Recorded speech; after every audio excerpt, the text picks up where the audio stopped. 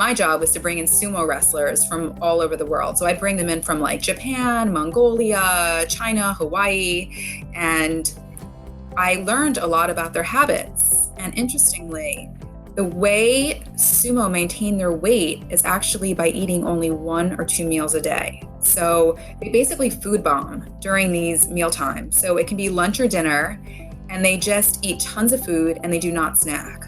And it's really interesting because if you look at the way a lot of women or even clients that come to me and these women will applaud themselves for not eating. They're like, well, what do you have for breakfast? I really don't have any breakfast. I'm not hungry in the morning. What about lunch? I don't have any lunch, but well, dinner, like if you're so overweight, you're wondering, what are you eating for dinner? So that meal is tremendous. Hey everyone, it's Mike Meltzer here with HighIntensityHealth.com. Thanks for tuning back in, episode number 120, and today we're live with Danielle Pashko. She's the author of 2 great books I would love for you to check out. The first one is called Breaking Your Fat Girl Habits, and the other book is Smile at Your Challenges. And we talked about her first book, Smile at Your Challenges, back on episode number 9. So check that out if you want to learn more about that. And today we're going to talk about cutting edge, fat loss strategies that she's used working with Oz Garcia in the Manhattan area, and she's been in the modeling industry for quite some time. So she's going to share with us some cool secrets and tips to help you lose weight. So Danielle, thanks for coming on the show. Thank you, Mike. You're a little bit cutting in and out. Maybe it's the weather. Now I got you. You're back. Awesome. So tell us a little bit about your background. So folks, if they don't know you, Danielle, they can get to know you. So you're a nutritionist and you're also a model. You work with models and executives and stuff like that. Like, give us your backstory.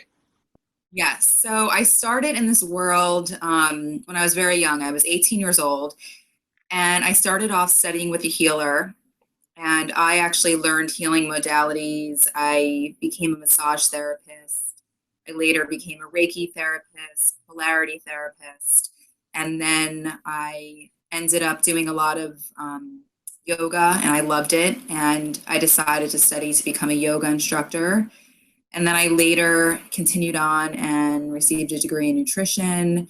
And I just really love combining all these different concepts together because I think like you understand this concept that overall health is not just one modality. It's not just about like not eating meat, or it's not just about like going to the gym every day, or it's not just about, meditating and having mindfulness. I think you have to do a combination of things. So my interest is to put all of that together and kind of customize all those different parts of my background to try to help them. That's awesome. Yeah, and fashion also, and I've been in that world as well, that you mentioned that. Yeah, we'll talk about that. So thanks for sharing your backstory. And incidentally, you're in the lotus position. So we know that you're a yoga. That's where I'm most comfortable right now.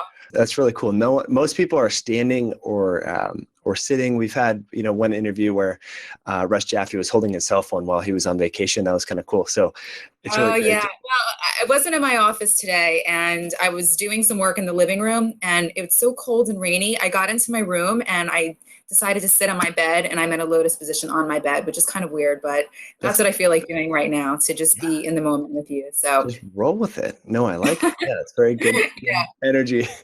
That's cool. So let's talk to a lot of our listeners are women, Danielle. So, and a lot of women, struggle with weight related issues, particularly as they get around menopause and things of that sort. So, you go through so many different, tips and strategies in your book and things, but maybe share with us kind of an overview, like mistakes that people make, whether it comes to mindset or nutrition. Let's kick it off there and kind of dive deeper.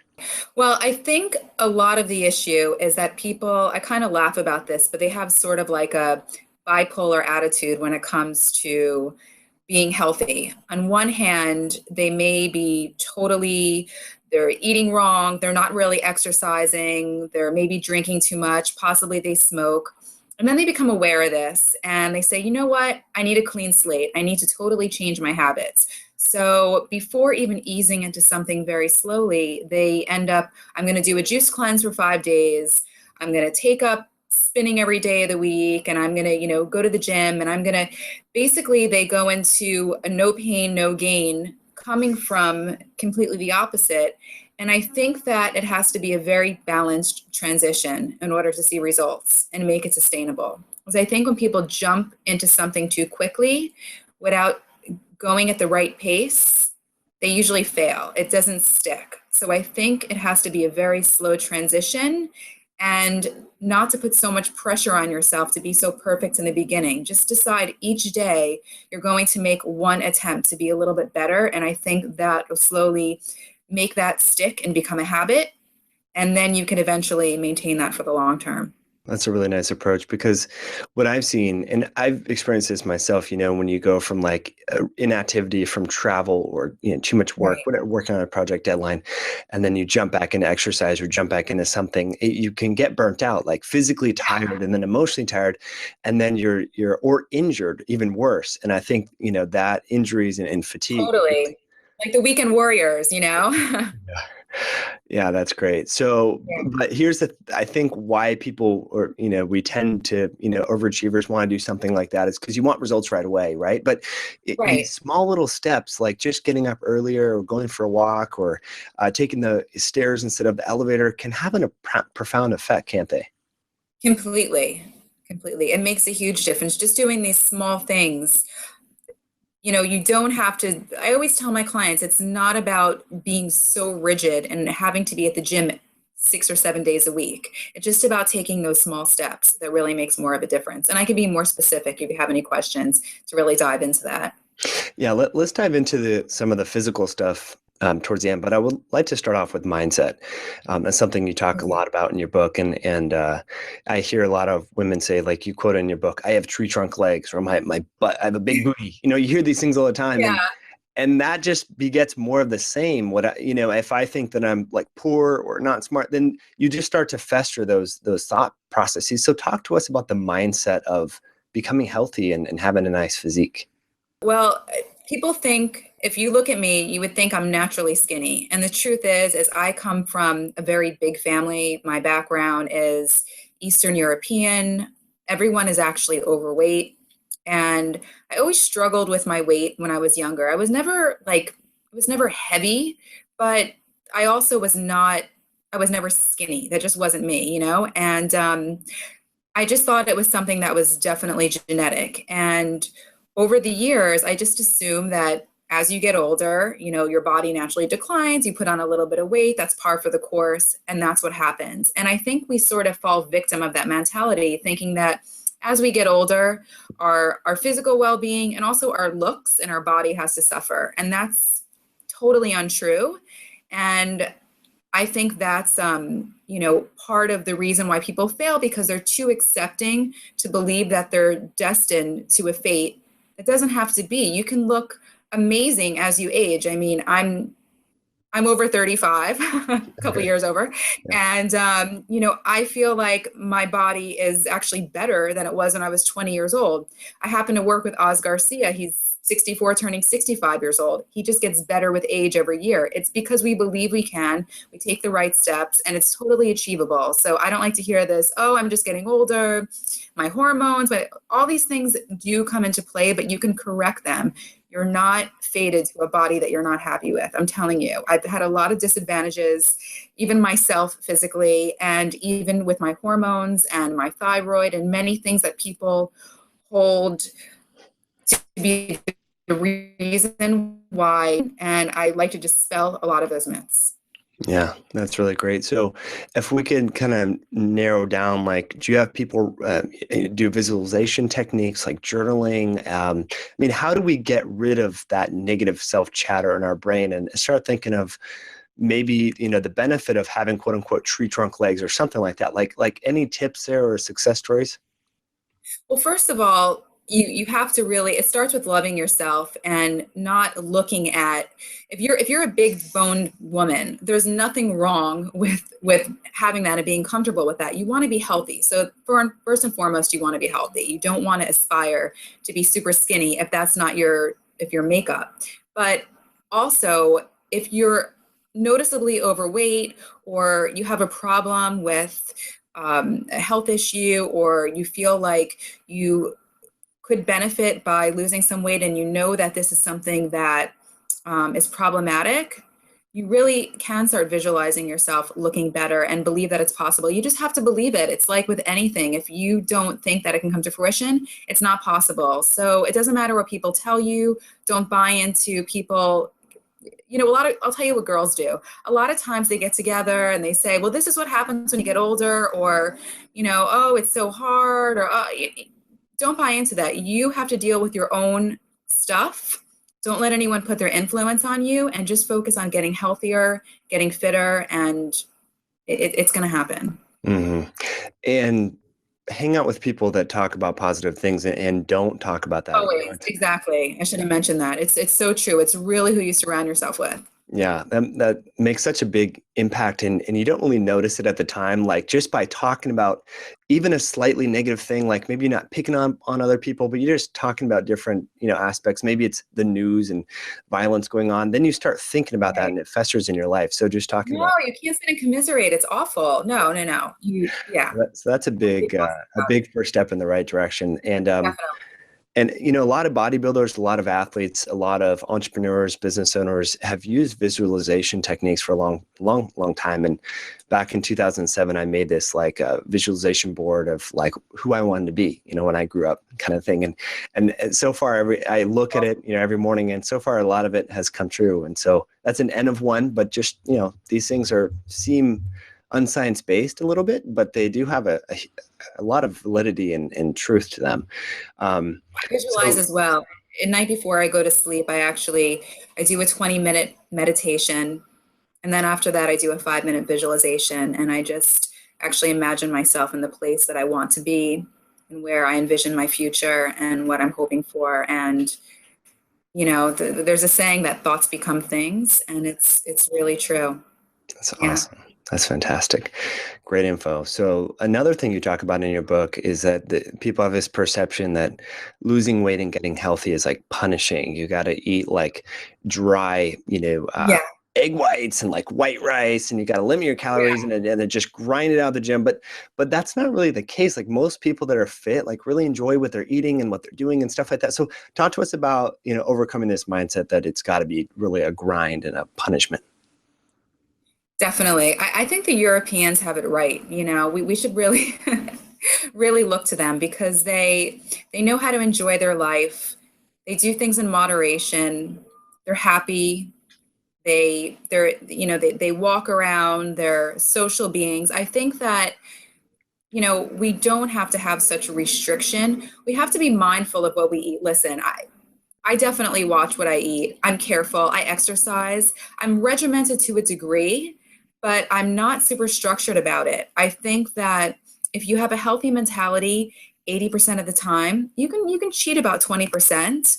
I just think that you can't, if you're too rigid, it's not going to hold. So you want to make better choices. And for example, like some of the things that I know is that in order to be healthy, you need to put good quality food into your system. I have one of the chapters that I wrote is called Change Your Beliefs, Change Your Body. And basically, I also talk about how if you were in a chemistry class and you were trying to construct something, you wouldn't take inorganic compounds and things that are not from nature and try to create something, sustainable that's going to live and be healthy. The same thing with our body. If we're trying to be healthy and be beautiful and be vibrant, why would we put garbage into our system? So if you see food that's not benefiting you, it's not a matter of restriction, but if we're putting food that's essentially toxic garbage into our body, then we can't create something that's beautiful. So we need to be really conscious about the quality of the foods that we eat, but we should take pleasure in eating really good quality foods. I mean, it's such a pleasure to be able to put things that are healthy into our body. So it's not a punishment, and it's not restrictive. It's actually something to look forward to. So if you see it in that sense, it's like, wow, I'm really excited to have this amazing meal that tastes so delicious. And it's a pleasure. So you need to change the way you think about it. Yeah, that's a really good perspective. And I think the foodie movement is kind of helping us in that direction. Absolutely. Like, yeah. And there's a great restaurant, Hugh Kitchen, and I think it's Lower West Side, and it's just like all gluten-free, local, grass-fed, all this sort of stuff. And it's Yes. like to die for food, and there's nothing like restrictive about it, right? But Right. you It's can, amazing. You almost feel like it's indulgent. It's so good. Yeah. yeah. So that's a great perspective, and then also, a lot of the diet bars and protein shakes and stuff like that in the retail space are pretty adulterated and using Yeah. synthetic sweeteners that affect gut hormones and all that. So again, it doesn't need to be restrictive, and eating real food, once you get your taste buds accustomed to that and you notice energy levels and make time to, cook these things, it's really not restrictive at all, and you can have a great time with it. So Right. great That's very perspective true. there. Now, let's talk about meal timing. This gets a lot of women that I know, including family members and stuff, don't feel hungry for breakfast, and they skip lunch and all this sort of stuff, and then there's like a ravenous dinner appetite. And you were an Yeah. executive assistant for a sumo The wrestler. World Sumo Challenge. I know. I talked about I wrote this chapter called "You Are Not a Sumo Wrestler," and basically how that came to be was I ended up getting a job quite a few years ago in between my health career, working for the CEO of the World Sumo Challenge, and basically this guy would hold tournaments in Madison Square Garden, in Vegas, and my job was to bring in sumo wrestlers from all over the world. So I'd bring them in from like Japan, Mongolia, China, Hawaii, and I learned a lot about their habits. And interestingly, the way sumo maintain their weight is actually by eating only 1 or 2 meals a day. So they basically food bomb during these meal times. So it can be lunch or dinner, and they just eat tons of food and they do not snack. And it's really interesting because if you look at the way a lot of women or even clients that come to me and these women will applaud themselves for not eating. They're like, what do you have for breakfast? I really don't have any breakfast. I'm not hungry in the morning. What about lunch? I don't have any lunch, but well, dinner, like if you're so overweight, you're wondering, what are you eating for dinner? So that meal is tremendous. And it's probably the equivalent of everything that's in there is probably more than what a healthy person would eat during the entire course of the day. So that is a surest way to hold onto your weight by just eating 1 or 2 meals a day. You need to keep your metabolism going by constantly eating. And I'm also the nutritionist for a day school. And you look at these little kids and you see these like 11-year-olds, or 10-year-olds, or like these little skinny string beans. And if you watch the way they eat, it's like they'll have a little bit for breakfast and they run away from the table. Then maybe they'll have a few bites for lunch. Then they run away and they go outside and they play. Then maybe they'll have another snack later.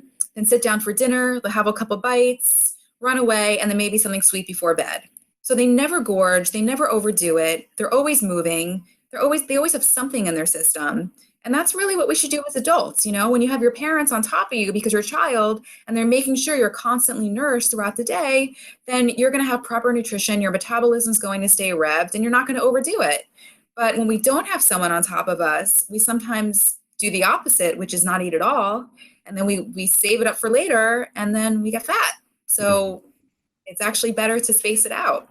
Yeah, that's amazing. I haven't heard it articulated that way and had never thought about looking at this in the reverse. We look at like, what do lean people do? But what do sumo wrestlers are trying to maintain their weight? They're trying to be as heavy as they can. So it's like, that's a Yeah, great population to study. it's a great population to study. And they also drink a lot of alcohol, Mm. wine and beer. So think about that, all the beer, all the wine, food bombing, carbs, 1 or 2 meals a day, no snacks. Yeah. So if that's what you're doing, you're going to get fat. And they Pretty exercise. And look at sumos. They exercise. It's not like they just, sit dormant all day. They're moving. So that goes to show if you're one of these girls who's maybe like, running around doing a boot camp and a spin class and you're, killing it at the gym, but you're like eating once a day, not going to help your case. Mhm. Oh my goodness, great perspective. And I think you talked about in your book that they were afraid to eat, these sumo wrestlers were afraid to eat multiple times a day because they knew that would like cause them to lose some weight. Is that right?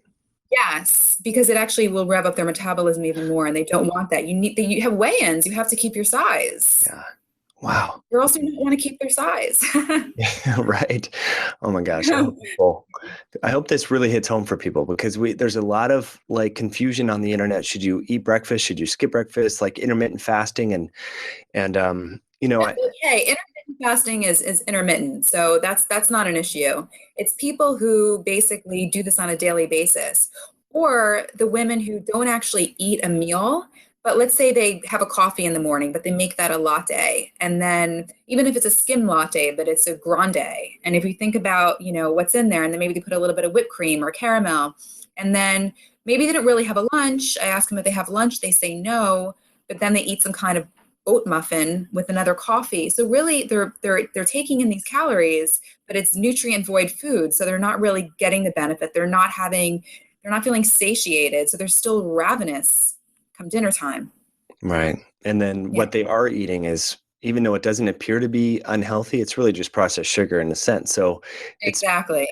and that's the thing about dairy too. I mean, since you brought it up, the latte, that's really common for people to do that. Right. They don't eat breakfast, but they have the big old, cappuccino or latte or whatever with a Yeah, even the skinny ones, they think it's because it's marketed as a skinny latte. Or think about it. When you have that milk, it's not a serving size of milk. You're having a giant one. So even if it's skim milk, you're talking about 80 calories times two. Now add in all the hormones that are in there.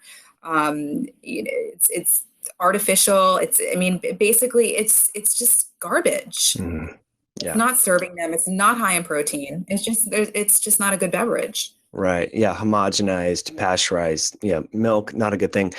Dairy is low glycemic, but it's paradoxically high insulinogenic, meaning that even though it Yes. doesn't affect blood sugar, it spikes insulin. And we know that insulin promotes fat storage and weight gain and all that sort of stuff. Completely So yeah, you're not affecting your blood sugar, but you're really causing agree. dysmetabolism at the end of the day, which Lauren Cordain talked about in his book. 100%. This is published 2004. So old information that still needs to kind of get out there.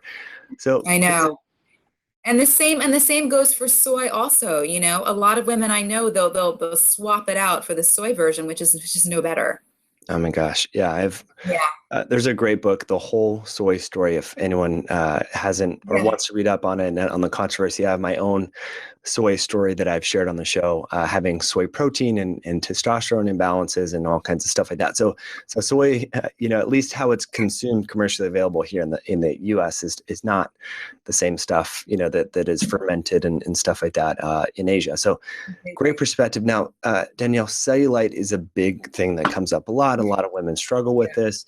I Yeah. know you've interviewed a surgeon that's really well known in the Manhattan area. So give us the skinny on cellulite.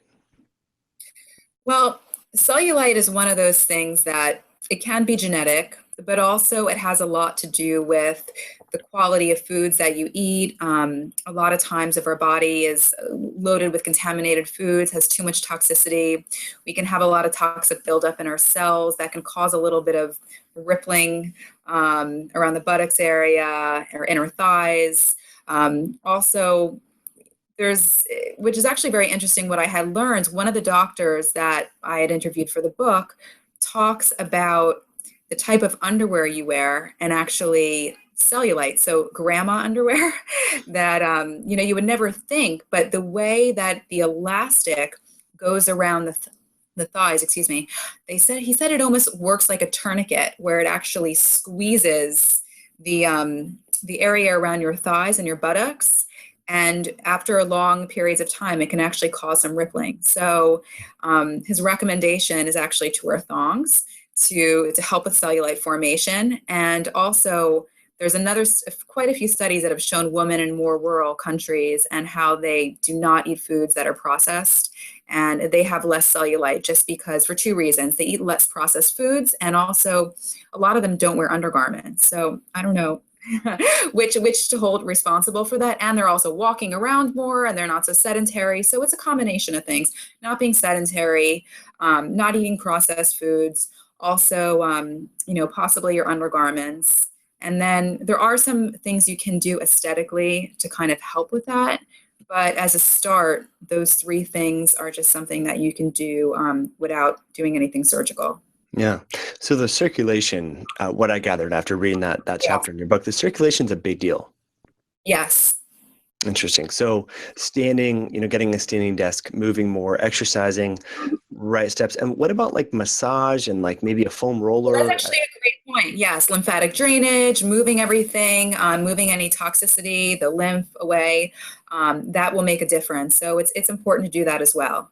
And Yeah. also, as you lose weight, you will start to lose some of the cellulite. But there also are women who are like skinny fat, so they're skinny but still have that cellulite.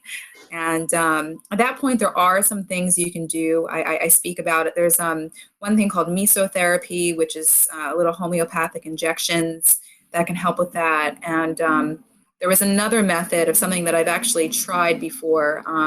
It's called Vaser shape, and it's sort of like it's like an ultrasound on your thighs and on your buttocks, and it's hot, but it actually works to help smooth out the area. I mean, for myself, I'm pretty thin. I exercise a lot, but still have a little bit of dimpling, it's one of those things that most women have, and we can hide it well, but actually the Vaser shape really helps. So if you've done everything you can and you have a perfect diet and you exercise a lot, but you still have that, I recommend Vaser shape or mesotherapy. It's not actually a surgical procedure, but you do it in a doctor's office, and it'll last 6 months to a year.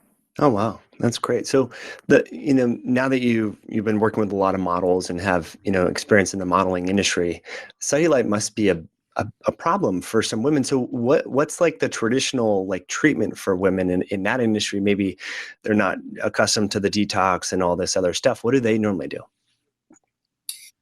I mean, they will work out, they'll do exercises to try to help with once you have cellulite, it's hard to get rid of it. It's easier to prevent it from coming on, but once you have it, it's almost impossible to get rid of. So at that point, some people may go the more surgical route, which I'm not a fan of. So if you can do a non-surgical option, like I'm not a fan of liposuction. For me, that's last resort. So I think if you can do something like a mesotherapy or do an ultrasound technique, I think that would help to get rid of it. And of course, you have to watch your diet and exercise, because even if you get rid of it, but you're not conscious about these things, it's just going to come right back. Yeah, that's a great Yeah. point. And you also talk about in your book declining estrogen levels, and we know that like when Thank women you go through for, yes, menopause, the wrinkles and stuff. So talk about yeah, like water yeah, retention and estrogen.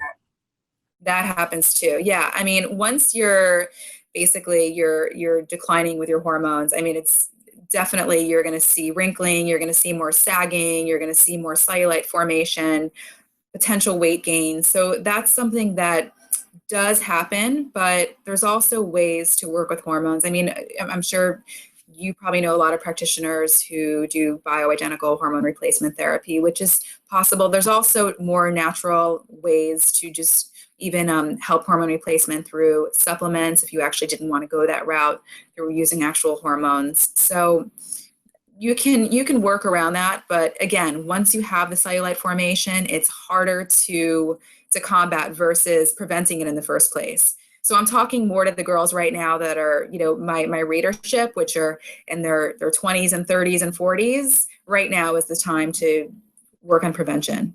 Yeah. And so what would you offer? Like a lot of cruciferous rich vegetables to kick up, healthy estrogen metabolism? Like what sort of advice do you have in Yeah. terms of like specific vegetables or nutrient recommendations for those girls? That's actually a great point. I think cruciferous vegetables are really, important. Doing a lot of greens. Also, make sure that you drink a lot of water. I mean, people underestimate how important it is to drink clean, fresh water. And I think to be able to, we need to get rid of waste products. So that's very important. A lot of greens, a lot of fresh water. And yeah, I think we need to make sure that we're always doing that and constantly working on our natural ways of detoxing. Yeah, that's fantastic. So let's finish up on like body dysmorphia and orthorexia and being Yeah, too healthy for our own good and I over know. exercising. Like, Orthorexia is a big one right now. yeah, Orthorexia, for those of you who are not familiar with it, I was a former orthorexic. I'm sure some of you, our listeners, don't even know what an orthorexic is, but you qualify as being one. Orthorexia was a term that was coined by Dr. Stephen Bratman a number of years ago, and it's an obsession with being too healthy. And what's been happening is that people are so sometimes obsessed with being healthy that God forbid, they have a piece of sugar, or they have gluten, they have, a drink, they eat a piece of meat, they skip a workout, and they beat themselves up so much about it that it sort of negates all the positivity that comes from a healthy lifestyle, because our mindset is just become so corrupted. And that's not good either. You really need to be balanced. I mean, I know for myself, just can I share a little bit of personal Let's experience? do it. Just Yeah. so years ago, I was a vegan, and I basically, ate mostly raw food and then some cooked food, but also, I didn't have any meat. I didn't do any gluten. I didn't do sugar. I didn't eat any dairy. I was so conscious. I did yoga, Ashtanga yoga in the morning. I ran in the evenings. I mean, forget about it. I was just totally regimented beyond belief. And even with having such rigidity, I ended up getting thyroid cancer a couple years ago.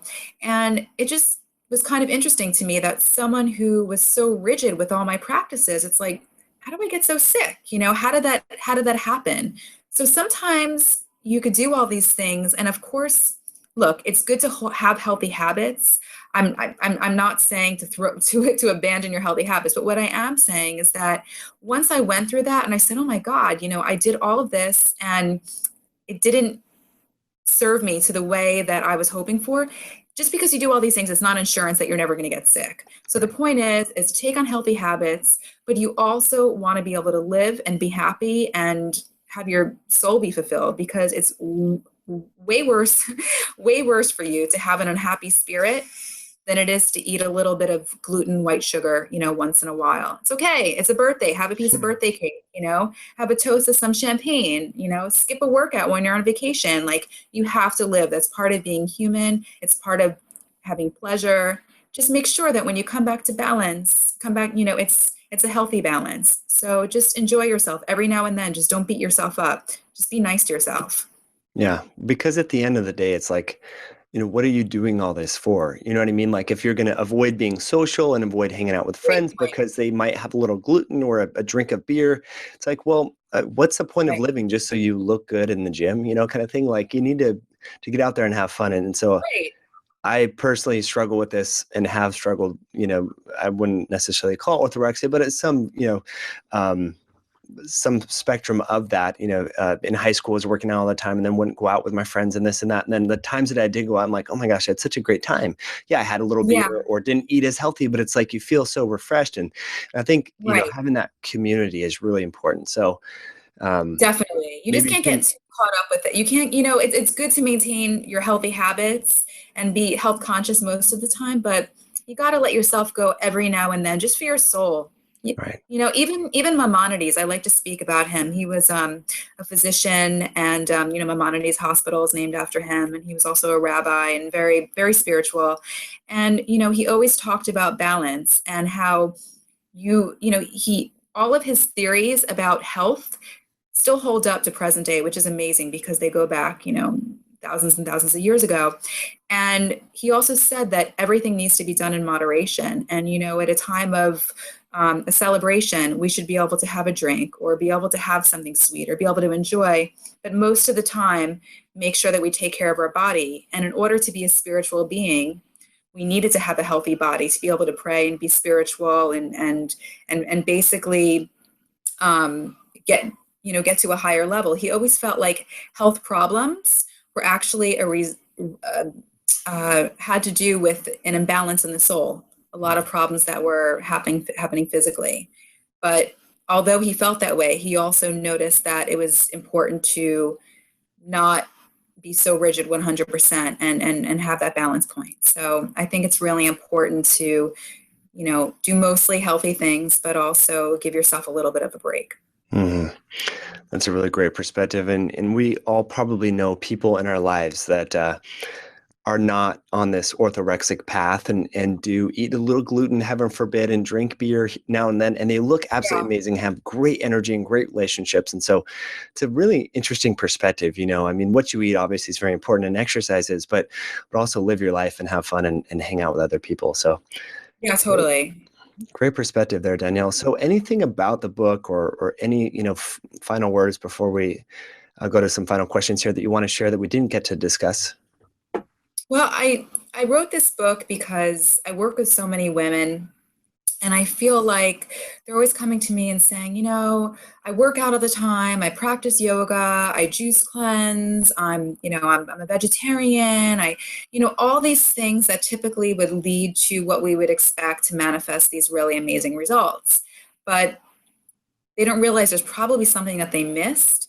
So I think that my job here is really to help them uncover where they're not catching something. So it's for the health-minded woman that thinks they kind of do the right thing, and they probably do, but they just need to be redirected. Mhm. Yeah, it has some of those missing links and different ideas that you don't often see in other health and diet books.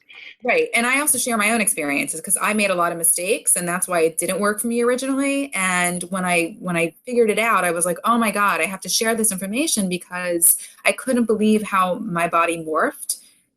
And I think that so many people would benefit just from having a better understanding of where they just maybe could tweak something just a little bit, but it'll make such a dramatic result in their body. Mhm. Yeah, and I like, the theme that's woven in throughout your book is, yeah, weight loss is important, but it's about overall health first. You really talk about that, and Completely. Yeah. and I It think is, that sorry. I think that's awesome. It gets lost from the conversation sometimes. We're so fixated on weight loss that sometimes we sacrifice our health to achieve weight loss, and it's like, wait, why are we doing this? Health is the most important thing. You know what I mean? So Health is great. totally the most important thing. That's why I'm so against, so many diet products or artificial sweeteners or, basically starving yourself or tricking. It's like trying to beat the system. Like you could, eat whatever you want, not work out, but you take this weight loss supplement and you're going to lose 20 pounds. Like it's horrible. Our bodies are not designed to be like that. We're supposed to move and exercise. We're supposed to eat good quality food.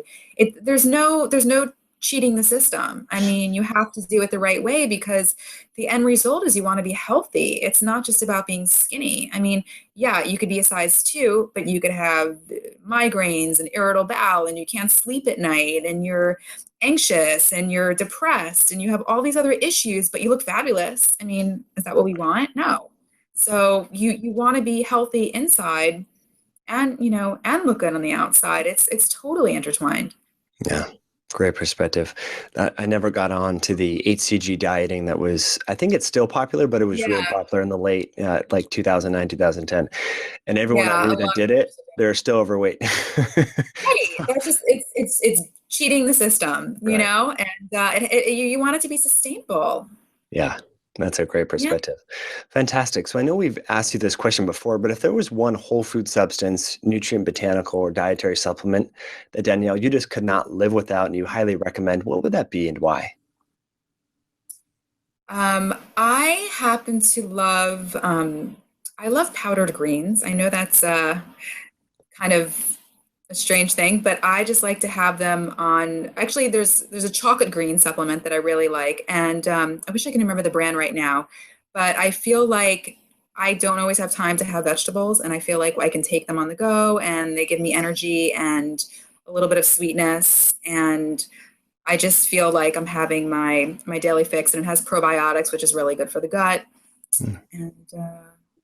But I don't know. I feel like there's so many, it depends on my mood and the day of the week. So I Yeah, feel like yeah, you stumped good. me for a second. That's awesome. Yeah, well, if you think of something else, let me know. But so this is your second book. You have a busy practice and stuff like that. So we want to know, what's your morning like? What's your first couple hours of your day? Do you have a routine that you go through, and can you share that with us? Yeah, I would say that first thing in the morning, I get up and I probably like to stretch a little bit. I normally have some water and some lemon water actually. And before I even put anything in my system, I go into my living room and I spent a lot of years as a yoga instructor. So my nature is just I like to get up and move around. So I'll probably do some stretching and then possibly after that I'll have breakfast and probably take my supplements.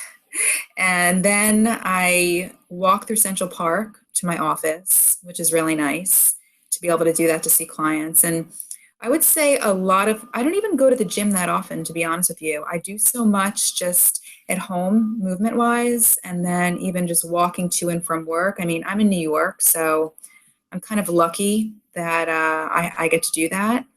But then I see clients and I walk home and read and write a little bit. I'm always journaling, and it changes day to day. It depends how I feel. Maybe a couple days I will go to the gym, but I'm not super regimented. Like, it's not like I say I wake up every morning and I go, cycling at 6 a.m. or I'm, on a routine. I would say that it goes day by day how I feel. That's good. But yeah, but the key point here is you get up, you have water, then the lemon water, and stretch out. I think that's a really good morning routine. I always stretch out in the morning. I think it's really important to start off the day getting your body moving. Yeah. And being hydrated. Yeah. Great perspective. That's awesome. So if there was one lifestyle or health tip that you could share with someone from the World Health Organization or Barack Obama or a future president, in passing, what sort of lifestyle or health tip would you want them to know and why? Well, one thing that really I'm just completely against and I think is so problematic is I really have a thing with artificial sweeteners and preservatives and processed foods. I mean, I know that's more than one answer, but I feel like it's just so much of what we see in our food system. And I just feel like it should just all be banned. Yeah. Like, there should be a law against processed foods. Like, I don't even know why it's acceptable to have that. And I know that even for a while, we were banning the amount of Coca-Cola we can drink, but the diet soda was okay. Or why we're allowed to serve processed foods in our school system, or why, I really have an issue with that. Why are we eating things that are not actual food and don't serve us? I mean, there's a better way to make things healthy and still pleasurable. So I really have a problem with what we're feeding just our country, and, the level of obesity and health issues and diabetes and cancer and heart disease. And it's sickening. So I really think if we could somehow take that out of our food supply, that would be amazing. Right. Yeah, that's a great perspective. I mean, from the loss of productivity to the expenses linked with, hospital costs and then the environmental costs associated with, distributing all these processed foods. I mean, there are so many different, reasons why we should just eat local, organic, healthy food. But, and we'll see. I mean, anyway, how you are and how I am. Like, you don't eat things out of a box or a bag or prepackaged. Like, everything is fresh. Like, and that's the same way that I food shop. I mean, the food that I eat for dinner, I probably grab in the afternoon, either on the health food store on the way home. I'll pick up maybe some squash. I'll get a bag of salad. I get some vegetables. I get a piece of fresh fish. And I cook it on the spot. I don't have anything in my refrigerator that's been left there for days. I don't eat anything out of a can. Like, that's just, I guess that is one tip that I would say that really works. I just don't eat anything processed. It's not even in my realm of consciousness to even eat that way. So I always eat on the go. I mean, not on the go, like at the moment. So I just decide I want to eat something. I go to the store and I prepare it at that moment. And it doesn't have to take more than a half an hour. Right. Yeah, it's very easy to cook things healthy. So if you're not sure where to start, butter, garlic, and a little sea salt can get you a long way with basically any vegetable. I mean, honestly, that's perfect. That's fantastic. So Danielle, I know you're active on Facebook and Twitter and a website and stuff like that. So you have a couple different books. Where can our listeners reach out to you and learn more about what you do? Sure. My website is my last name, which is Pashko, Pashko, wellness.com. And otherwise, my Twitter handle is just Danielle Pashko. So you can check me out there. Right on. And then my books are sold Barnes & Noble or Amazon.